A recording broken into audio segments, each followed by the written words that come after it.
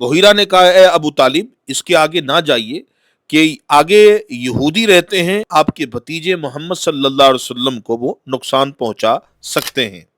नाजरीन, की वही दरख्त है जिस दरख्त के नीचे हुजूर सल्लल्लाहु अलैहि वसल्लम ने आराम फरमाया था और पूरे दरख्त को बादल ने अपने साये से घेर रखा था।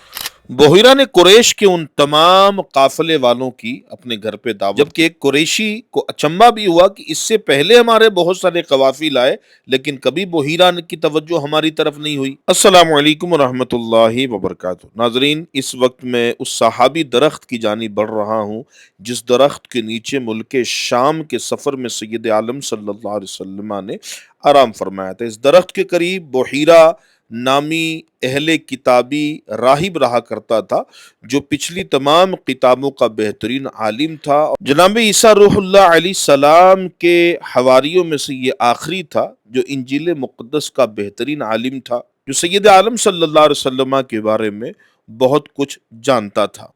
नाज़रीन, आज की वीडियो बहुत ज़बरदस्त होगी, सहाबी दरख्त की ज़ियारत होगी। मुकम्मल वीडियो ज़रूर देखिएगा। मुकम्मल वीडियो देखने के बाद इसको तमाम ग्रुपों में, रिश्तेदारों, दोस्तों, अहबाब में ज़रूर शेयर कीजिएगा कि दूसरे मुसलमान भी इन मकामात मुक़द्दसा से इस्तिफ़ादा हासिल कर सके। नाज़रीन, सवाल ये है कि कहाँ मक्का और कहाँ मुल्क शाम? आखिर सैयद आलम सल्लल्लाहु अलैहि वसल्लम यहाँ कैसे पहुंचे? इस बात को जानिएगा। कुरैश मक्का के तिजारती काफिले सर्दी और गर्मियों में सामान तिजारत लेकर ये यमन और शाम की तरफ रवाना हुआ करते थे।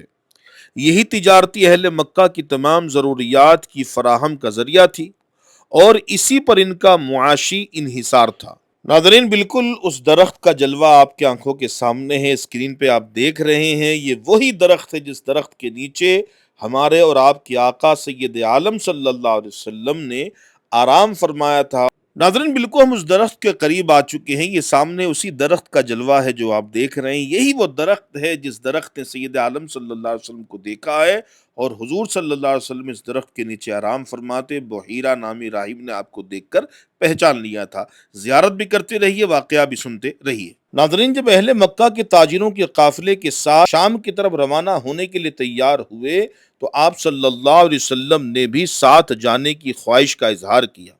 अबू तालिब आप सल्लल्लाहु अलैहि वसल्लम को साथ ले जाने का इरादा पहले नहीं रखते थे क्योंकि आप सल्लल्लाहु अलैहि वसल्लम की उम्र मुबारक उस वक्त 12 साल 2 माह की थी और सफर तवील और मुश्किल था। लेकिन जब काफिले की रवानगी का वक्त आया, सैयद आलम सल्लल्लाहु अलैहि वसल्लम रोते हुए आए और अबू तालिब की ऊँटनी की मुहार थामी और साथ जाने के लिए इसरार करने लगे। आप सल्लल्लाहु अलैहि वसल्लम के बार बार इसरार पर अबू तालिब का दिल नरम हो गया और उन्होंने आप सल्लल्लाहु अलैहि वसल्लम को साथ ले जाने का फैसला कर लिया। नाज़रीन, ये बात याद रहे कि ईसाइयों ने अपने दीन की तबलीग व इशाअत के लिए तिजारती रास्तों पर कलीसा तामीर करवाए हुए थे जिनमें ईसाई राहिब तबलीग के फ़राइज़ सर अंजाम दिया करते थे।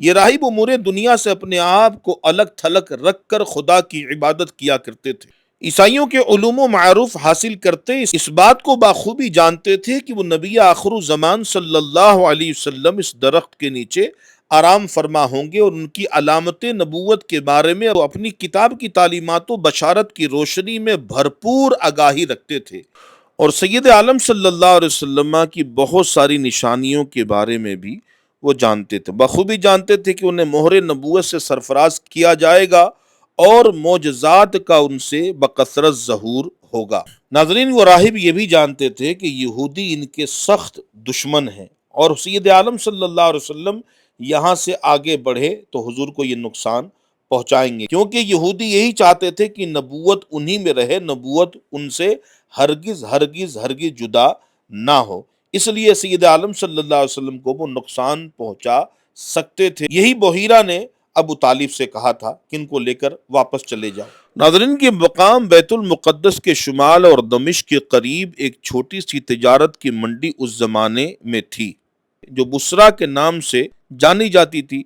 यहाँ अक्सर तिजारती कारवां क़याम किया करते थे। कुरैश का यह काफिला जब बुसरा के मकाम पर पहुंचा तो वहाँ एक राहिब इकामत गुज़ीर था जिसका नाम जरजीस या जुरजीस था।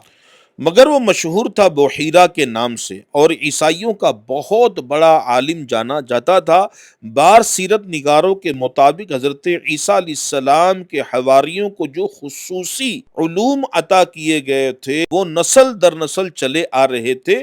اس زمانے میں ان علوم کا امین یہی بحیرہ راہب تھا۔ بحیرہ کے علاوہ دیگر علماء نصارہ بھی اس کلیسا میں رہا کرتے تھے اور درس کتاب یعنی انجیل مقدس کا درس دیتے تھے۔ عمومی طور پر یہاں سے تجارتی قافلے اکثر گزرا کرتے تھے، لیکن بحیرہ ان کی طرف کبھی متوجہ نہ ہوا۔ لیکن جب قریش کا قافلہ آیا جس میں نبی کریم صلی اللہ تعالی علیہ وسلم موجود تھے تو خلاف عادت یہ راہب ان کی طرف خود بخود چل کر اس درخت کے قریب آیا کہ جب وہ لوگ اس درخت کے سائے میں اپنے جانور کو باندھ رہے تھے۔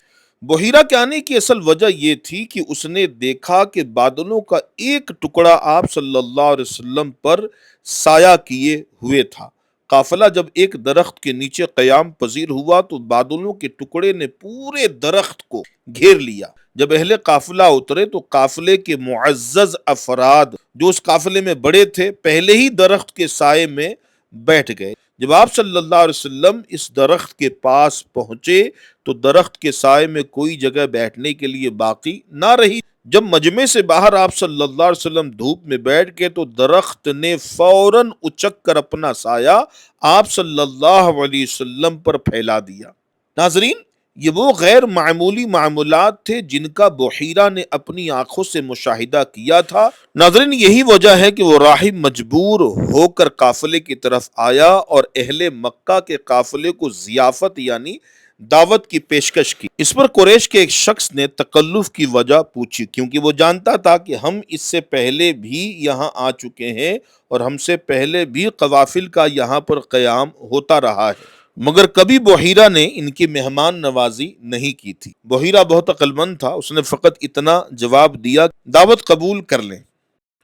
بس کیا تھا، قافلے نے ان کی دعوت قبول کی اور نبی کریم صلی اللہ تعالی علیہ وسلم کو سامان کی حفاظت کے لیے درخت کے نیچے سواروں کی رکھوالی کی غرض سے چھوڑ کر یہ آ گئے۔ جب اہل قافلہ کلیسا پہنچ گئے تو بحیرہ نے دیکھا کہ جس شخص سے ملاقات کی غرض سے اس نے سارا اہتمام کیا ہے وہی اس قافلے میں موجود نہیں ہے۔ لہٰذا اس نے پوچھا تو قریشیوں میں سے کسی نے جواب دیا کہ سامان کی حفاظت کے لیے ہم نے اس بچے کو وہاں پر چھوڑا ہے۔ بحیرہ کو اچھا نہ لگا ناظرین، بلکہ قریش میں سے ایک شخص سب کے سامنے کھڑا ہوا اور اس نے کہا اس بچے کا نسب پاک بہت اعلیٰ ہے، وہ ابو طالب کا بھتیجا اور عبد المطلب کی اولاد میں سے ہے، اور یہ کتنی بری بات ہے کہ وہ ہمارے ساتھ کھانا کھانے سے رہ جائے۔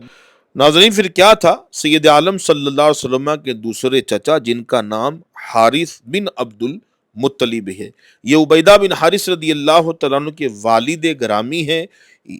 عبیدہ بن حارث رضی اللہ تعالیٰ عنہ صحابی ہیں، بدری صحابی ہیں، اور وادی زفران میں آپ کی قبر ہے۔ یہ ساری باتیں سن کر آپ صلی اللہ علیہ وسلم کے چچا حارث بن عبد المطلب جلدی سے اٹھے اور آپ صلی اللہ علیہ وسلم کو لے کر آئے اور دیگر افراد کے ساتھ لا کر بٹھا دیا۔ ناظرین، جب سید عالم صلی اللہ تعالی علیہ وسلم کھانا کھا کر وہاں سے روانہ ہوئے تو حضور صلی اللہ علیہ وسلم کے سر مبارک پر جو سایہ کیے ہوئے بادل تھا ساتھ ساتھ چلنے لگا۔ بحیرہ نے یہ منظر دیکھا تو وہ آپ صلی اللہ علیہ وسلم کو مزید غور توجہ سے دیکھنے لگا اور ساتھ ساتھ آپ صلی اللہ علیہ وسلم کے جسم اقدس میں وہ علامات نبی آخر الزمان صلی اللہ علیہ وسلم جو اس کے مطابق آپ صلی اللہ علیہ وسلم میں ہونی چاہیے تھی، اس نے حضور صلی اللہ علیہ وسلم میں نبوت کے تمام مطلوبات اوصاف پا لیے۔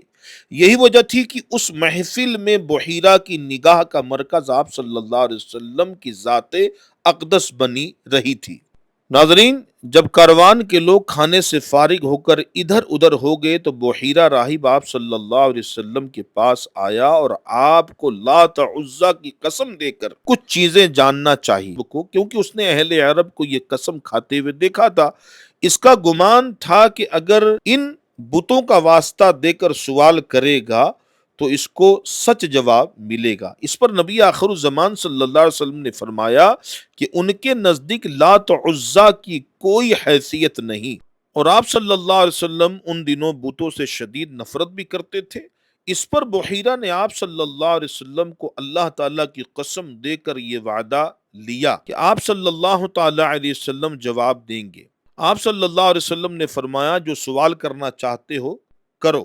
بس بحیرہ نے آپ صلی اللہ علیہ وسلم کے شخصی احوال اور آپ کی پسند ناپسند، آپ کی کیفیات اور دیگر امور کے بارے میں آپ صلی اللہ علیہ وسلم سے استفسار کیا۔ سید عالم صلی اللہ علیہ وسلم نے بھی اس کے سوالات کے جوابات دینا شروع کیے۔ سید عالم صلی اللہ علیہ وسلم کے جوابات اس علم کے عین مطابق تھے جو بحیرہ کے پاس نبی آخر الزمان صلی اللہ علیہ وسلم کی ذات و صفات سے متعلق موجود تھا۔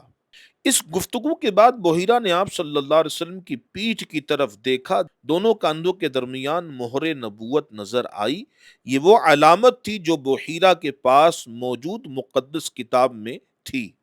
مہر نبوت کبوتر کے انڈے کی طرح تھی۔ اس نے حضور صلی اللہ علیہ وسلم سے سوالات کے جوابات میں سن کر شانہ اقدس پر مہر نبوت دیکھ کر آپ صلی اللہ علیہ وسلم کے چچا ابو طالب سے اس کا رشتہ جاننا چاہا۔ انہوں نے حضور صلی اللہ علیہ وسلم کے ساتھ اپنی بے پناہ محبت کی وجہ بحیرہ کو بتایا کہ یہ میرا بیٹا ہے۔ یہ سن کر بحیرہ بولا، یہ ہو ہی نہیں سکتا کہ اس لڑکے کا باپ زندہ ہو۔ اس کے جواب میں ابو طالب نے کہا، ہاں یہ میرا بھتیجا ہے۔ جب یہ اپنی والدہ کے بطن میں تھا تو اس وقت ان کے والد یعنی میرے بھائی عبداللہ کا وصال ہو گیا تھا۔ اس کے جواب میں بحیرہ نے کہا، اب آپ نے بالکل سچ اور صحیح جواب دیا ہے۔ ناظرین، اس مکالمے کے بعد بحیرہ نے ابو طالب سے کہا، ان کو اپنے ساتھ واپس شہر لے کے چلے جاؤ اور یہود سے ان کی حفاظت کیجیے، کیونکہ اگر یہودیوں نے ان کو دیکھ لیا تو وہ ضرور ان کو نقصان پہنچائیں گے۔ اور یہودیوں کو پہلے سے اطلاع ہو چکی تھی کہ نبی آخر الزمان صلی اللہ علیہ وسلم کا اس مقام پر قیام ہوگا۔ یہودیوں کے 7 افراد حضور کی تلاش میں نکل بھی چکے تھے اور وہ سید عالم صلی اللہ علیہ وسلم کو تلاش کر رہے تھے کہ ابو طالب اپنے بھتیجے محمد صلی اللہ علیہ وسلم کو اس مقام سے لے کر مکہ المکرمہ کی طرف واپس روانہ ہو گئے۔